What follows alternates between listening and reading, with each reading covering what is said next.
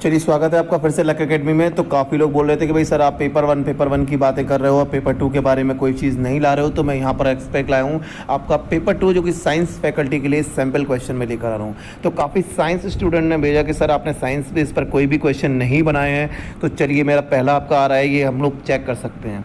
ठीक है, science faculty के लिए सैम्पल क्वेश्चन है आपका, जो एंट्रेंस एग्जाम या फिर आपके PhD एंट्रेंस या फिर हर तरह के क्वेश्चन में आएगा। चलिए, तो पहला क्वेश्चन मैं बात करूँगा, the lens use in a simple microscope is. हमेशा याद रखना है कि जो भी हम बात करें कि सिंपल माइक्रोस्कोप में जो लेंस यूज होता है दैट इज ऑलवेज आपका कॉन्वेक्स। ठीक है, तो यहाँ पर मैंने आंसर को मार्क कर रखा है जिससे कि आपको टाइम कम लगे। तो lens use in a simple microscope is convex आपका यूज होता है।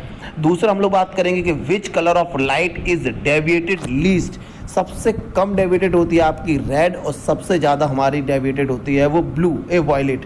हमेशा याद रखना है which colour of light is deviated least. सबसे कम डेविएटेड होती है हमारी, याद रखना है रेड। और अगर आता हमेशा कि मोस्ट, तो हमेशा याद रखना है हमें कौन सा होगा, उसके लिए आएगा वायलेट। तो ये थोड़ा सा याद रखना है कि आपका जब ये क्वेश्चन पूछा जाता है वायलेट आता है मोस्ट डेविएटेड है आपकी, है ना।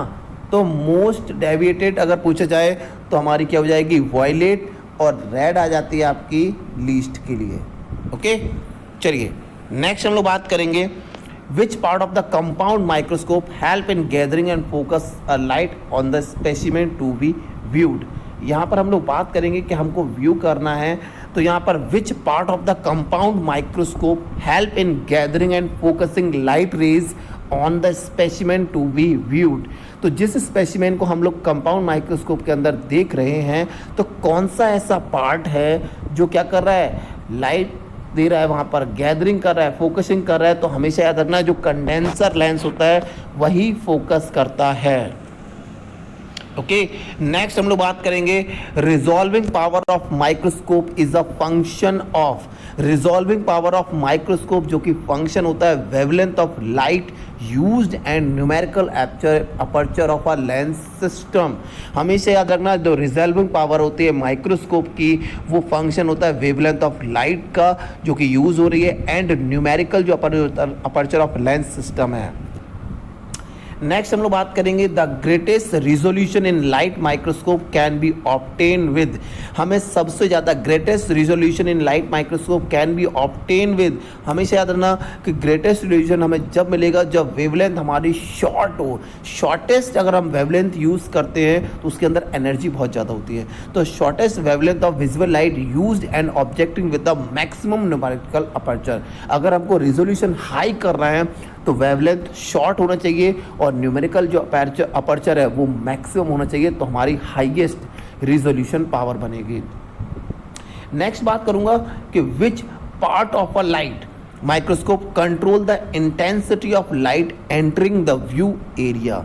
मैं यहाँ बात करूँ कि विच पार्ट ऑफ लाइट माइक्रोस्कोप, कौन सा पार्ट है जो कंट्रोल करता है intensity of light entering in view area. View area में कौन सा पार्ट है जो इंटेंसिटी ऑफ लाइट को कंट्रोल कर रहा है, तो दैट इज, हमेशा याद रखना आपको जो डायाफ्राम वाला पोर्शन होता है वही आपका कंट्रोल करता है इंटेंसिटी। याद रखना है माइक्रोस्कोप से रिलेटेड अगर कोई भी क्वेश्चन आएगा तो इन्हीं में से आएगा। और जितने लोगों ने भाई साहब अभी तक सब्सक्राइब नहीं किया है, प्लीज़ प्लीज़ प्लीज़ सब्सक्राइब करें, चैनल को सब्सक्राइब करें, लाइक करें, शेयर करें, जिससे कि ये इन्फॉर्मेशन सिर्फ आप तक नहीं रहे, काफ़ी लोगों की ये दिक्कत ख़त्म हो जाए। प्लीज़ वीडियो को बाद में देखें, सब्सक्राइब पहले करें। A company wish, देखिए, company wish to ensure that no one else can use their logo. अगर मैं बात करूं कि यहाँ पर कंपनी ने क्या किया, कंपनी चाहती है कि उसका कोई भी लोगो यूज़ नहीं करे, तो वहाँ पर वो क्या यूज़ कर सकता है, वो ट्रेडमार्क का यूज़ करता है, जिससे कि कोई भी कंपनी वाला उसका ट्रेडमार्क यूज़ नहीं कर सकता। जैसे कि पेप्सी की बात करें, कोको कोला की बात करें, सब ने अपना ट्रेडमार्क यूज़ कर रखा है ना। तो दूसरा होता है विच of the following is not an intellectual property law. इनमें से क्या है जो IPR नहीं है, कॉपीराइट एक्ट है, ट्रेडमार्क एक्ट है, पेटेंट एक्ट है, मतलब नन ऑफ द अबव। अगर मैं बात करूं विच of the following not IPR intellectual property law में नहीं है, तो वो इनमें से चारों में से कोई भी नहीं है, तीनों में से कोई नहीं है। याद रखना है IPR में नहीं आते हैं ये सब। The term of copyright form an author last how long. कब तक मैं बात करूं कि कॉपीराइट आपका ऑथर का चलता है, भाई याद रखना है कब तक, the life of an author plus 60 years. कि उसकी जितनी भी लाइफ है प्लस 60 ईयर्स तक आपका ये चलता है copyright. Okay, the right of patentee are, patentee का बात करूं कि राइट्स क्या होते हैं, जो पेटेंट जिसने कराया हुआ है उसका क्या क्या राइट्स हो सकते हैं भाई, वो सेल कर सकता है उस चीज़ को जिस पर उसने पेटेंट लिया है, डिस्ट्रीब्यूट कर सकता है उसको, लाइसेंस दे सकता है उसका, असाइन कर सकता है उसकी प्रॉपर्टी टू अदर्स। तो ये जो पेटेंटी है भाई उसके राइट्स है कि वो सेल करे, बेचे, कुछ भी करे, लाइसेंस दे, उसके असाइन करे, ये सारे ही रोल पेटेंटी के होते हैं, है ना। नेक्स्ट मैं बात करूँगा chromatography is a physical method that is use to separate and analyse. Chromatography हमारी कहाँ पर यूज़ होती है, physical method to use to separate and analyse. किसके लिए यूज़ होता है कि भाई अगर कॉम्प्लेक्स मिक्सचर है, जब हम बात करें कोई भी कॉम्प्लेक्स मिक्सचर है उनको हमें सेपरेट करना है तो हम लोग वहाँ पर क्या करेंगे, यूज़ करते हैं क्रोमेटोग्राफी का। क्रोमेटोग्राफी में अगर मैं बात करूं कि in which type of chromatography the stationary phase held in narrow tube and mobile phase is force through a under pressure. आपको बताना है कौन सी ऐसी क्रोमेटोग्राफी है जहां पर स्टेशनरी फेज तो आपकी एक नैरो ट्यूब है और मोबाइल फेज क्या है, फोर्स के साथ आ रही है, अंडर प्रेशर के साथ आ रही है। हमेशा याद रखना वो कॉलम क्रोमेटोग्राफी होती है जहाँ पर एक नैरो ट्यूब को हम लोग लगाते हैं, है ना, और हाई आपकी जो मोबाइल फेज है जो कि मूव करने वाली फेज है वो हाई प्रेशर के साथ मूव करती है। तो आपके जितने भी साइंस वाले क्वेश्चन हैं भाई साहब वो सारे के सारे यहाँ पर सही हो सकते हैं। प्लीज़ जिन लोगों ने अभी तक सब्सक्राइब नहीं किया है सब्सक्राइब करें, कमेंट करें और पीडीएफ के लिए मुझे मिल सकते हैं, मुझे यहाँ पर कमेंट में लिख सकते हैं तो मैं उनको भेज दूंगा, है ना। तो कोई टेंशन वाली बात नहीं है, ये फ्री चैनल है बेटा, सभी के लिए है। प्लीज़ ज़्यादा से ज़्यादा लोगों को शेयर करें, मुझे यहाँ पर कोई नहीं करना है, मैं सिर्फ चाहता हूँ कि इन्फॉर्मेशन सभी के पास पहुँचे। शेयर करें, सब्सक्राइब करें, जिससे कि सब्सक्राइब बढ़ने पर ही मुझे वीडियो बनाने में अच्छा लगेगा। आगे मैं बात करूँगा in chromatography the stationary phase can be dash supported on a solid. अगर बात करूँ क्रोमेटोग्राफी में स्टेशनरी फेस क्या क्या हो सकती है, तो भैया स्टेशनरी फेस आपकी सॉलिड हो सकती है या फिर लिक्विड हो सकती है। गैस तो आपकी स्टेशनरी नहीं हो सकती क्योंकि आपको पता है कि उसकी काइनेटिक एनर्जी ज़्यादा होती है। तो हमेशा क्रोमेटोग्राफी में जो स्टेशनरी फेस है वो आपका सॉलिड हो सकता है या फिर लिक्विड हो सकता है। दूसरा हम लोग बात करेंगे in chromatography which of the following can be mobile phase be made of. Mobile phase अगर मैं बात करूं क्रोमेटोग्राफी में आपकी मोबाइल फेस क्या क्या हो सकती है, तो मोबाइल फेस आपकी लिक्विड हो सकती है और गैस हो सकती है क्योंकि आपको पता है सॉलिड आपका मूव नहीं कर सकता। तो क्रोमेटोग्राफी में याद रखना है दो तरह के क्वेश्चन यहाँ पर दिखाया मैंने कि स्टेशनरी फेज आपकी सॉलिड और लिक्विड हो सकती है और मोबाइल फेज आपकी लिक्विड और गैस हो सकती है। नेक्स्ट हम लोग बात करेंगे which of the following used as absorbent in column adsorption chromatography. जब कॉलम क्रोमेटोग्राफी की बात करते हैं तो वहाँ पर एब्जॉर्बेंट की तरह कौन सा यूज़ होता है, तो पोटेशियम पर मैग्नेट। याद रख लेना है भाई साहब, दिमाग में रख लेना है, पोटेशियम पर मैग्नेट आपका यूज़ होता है as a adsorbent in column chromatography. Column adsorption chromatography में पोटेशियम पर मैग्नेट आपका यूज़ होता है। नेक्स्ट हम बात करेंगे which of the following type of chromatography involve the separation of substance in the mixture of over 0.2 mm thick layer of an adsorbent. यहाँ पर कौन सी ऐसी क्रोमेटोग्राफी है जहाँ पर इन्वॉल्व करते हैं separation of substance in a mixture over 0.2 mm thick layer of absorbent, तो वो होती है थिन लेयर क्रोमेटोग्राफी। यहाँ पर साइज़ जो है वो लेयर देखिए बहुत पतली बनाई है 0.2 mm। मैंने कितनी थिक लेयर बनाई है, तो बहुत पतली सी लेयर बनाते हैं, वो थिन लेयर क्रोमेटोग्राफी का एक पार्ट हो जाता है। नेक्स्ट यहाँ बात करेंगे chromatography can not be use to purify volatile substance. गलत बोल रहा है यहाँ पर, क्रोमेटोग्राफी में हम लोग वोलेटाइल सब्सटेंस को भी क्या कर सकते हैं, प्योरीफाई कर सकते हैं। नेक्स्ट यहाँ पर बात कर रहा है आपसे कि in thin layer chromatography the stationary phase is made of dash and the mobile phase is made of. जब भी थिन लेयर की बात करते हैं तो थिन लेयर हम लोग एक पर्टिकुलर चीज़ की बनाते हैं जो कि हमेशा सॉलिड होगी और मोबाइल फेज हमेशा लिक्विड होगी। तो ये याद रखना, थिन लेयर क्रोमेटोग्राफी में स्टेशनरी फेज आपकी सॉलिड होती है और मोबाइल फेज हमेशा आपकी लिक्विड होती है ना। तो सॉलिड लिक्विड आपका आंसर हो जाएगा। नेक्स्ट मैं बात करूंगा the system that is use radioactivity to decide the period of material of prehistoric period is known as. हमें क्या करना है, एक रेडियो एक्टिव मेथड है जहां पर हम लोग पता करते हैं कि एज की ये कब का है, किस टाइम का है। तो इसके लिए सबसे सिंपल टेक्निक होती है आपकी कार्बन डेटिंग, जो प्री हिस्टोरिक पीरियड में आपके किसी भी चीज़ की हमें एज को डिसाइड करने के लिए यूज़ होती है और रेडियो एक्टिविटी हमारी डिसाइड करती है कि ये किस टाइम का है। नेक्स्ट मैं बात करूंगा मैक्सिमम आपका iron ore is found in which of the following state. Maximum iron ore जो है वो Fe2O3 के फॉर्म में ही हमको मिलता है। मैक्सिमम जिस फॉर्म में मिलता है वो याद रखना है Fe2O3 के फॉर्म में।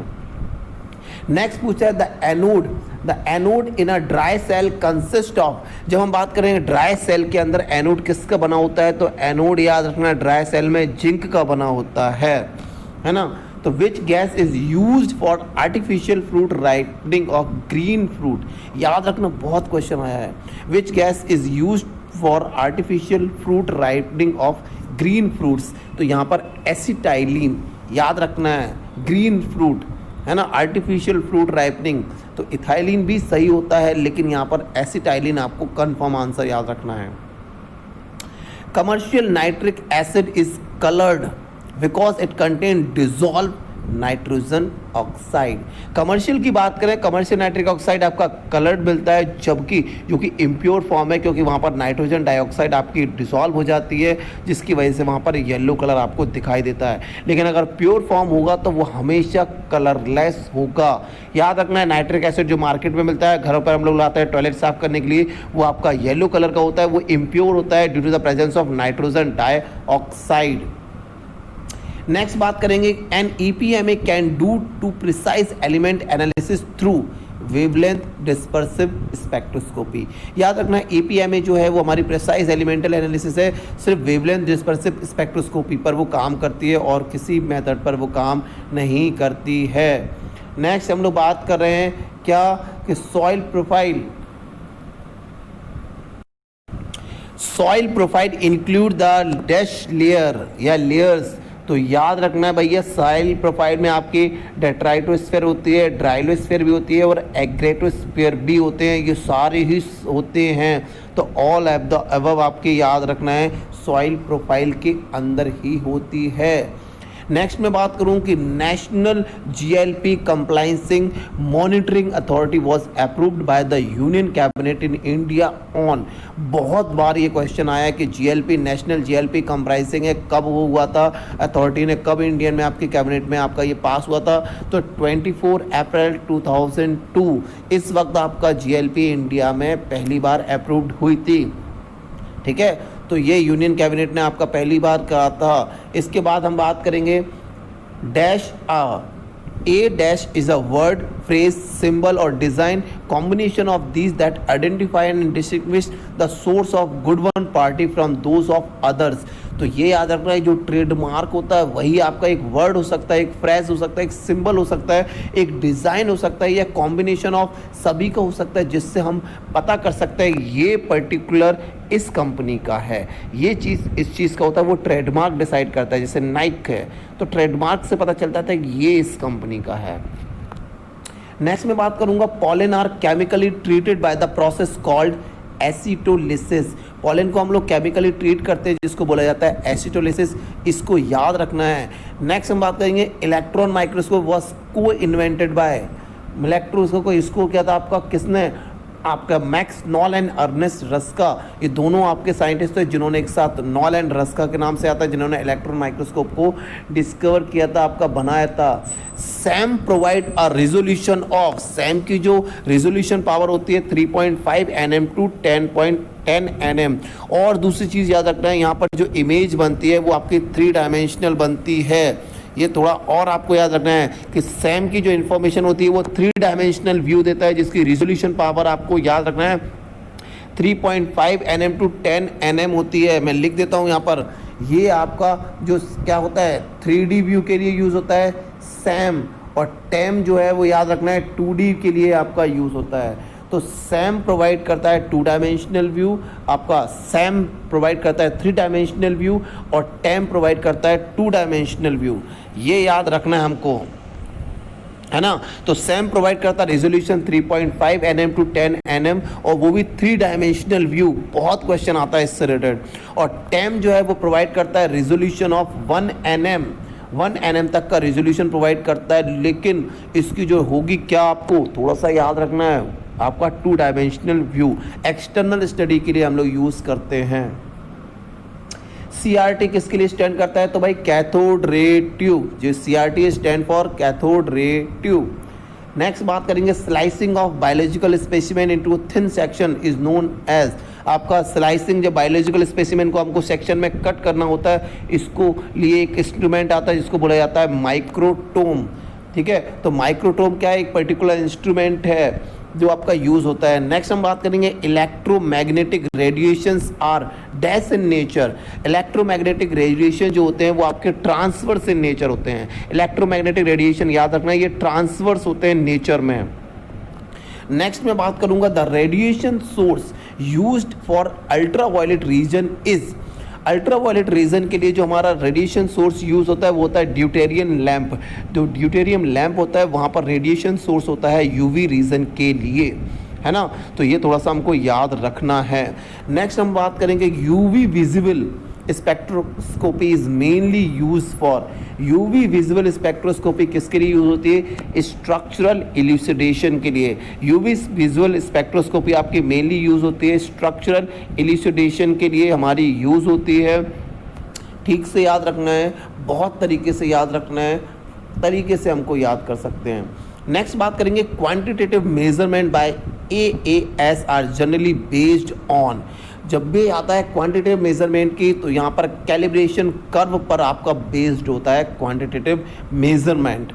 नेक्स्ट मैं बात करूंगा which of the following gas is unsuitable for the GC carrier gas. तो यहाँ पर which of the following gases unsuitable होती है, तो ये याद रखना ऑक्सीजन जो है वो आपकी अनसूटेबल होती है इन सब पर्पसेस के लिए। ठीक है, तो प्लीज़ भाई जिन लोगों ने अभी तक सब्सक्राइब नहीं किया है प्लीज़ सब्सक्राइब करें। मैंने यहाँ पर आपको इससे पहले वाली वीडियो में साइंस के अलावा आपके जो कॉमन पेपर होता है जिसको बोलते हैं हम लोग रिसर्च मेथोडोलॉजी, उसके मैंने 2000 क्वेश्चन आपके इन्वॉल्व कर रखे हैं, आपके मैंने वीडियो बना रखी है। तो जिन लोगों ने नहीं देखी है प्लीज़ वो लोग चेक कर सकते हैं चैनल लिस्ट में, और जाकर आपके PhD एंट्रेंस हो, MSc एंट्रेंस हो, MPhil एंट्रेंस हो, BBA हो, MBA हो, MCOM हो, किसी भी तरह के एंट्रेंस में हर तरह के क्वेश्चन मैंने बना रखे हैं। तो प्लीज़ आप लोग क्या करें, लाइक करें, सब्सक्राइब करें और शेयर करें। Thank you.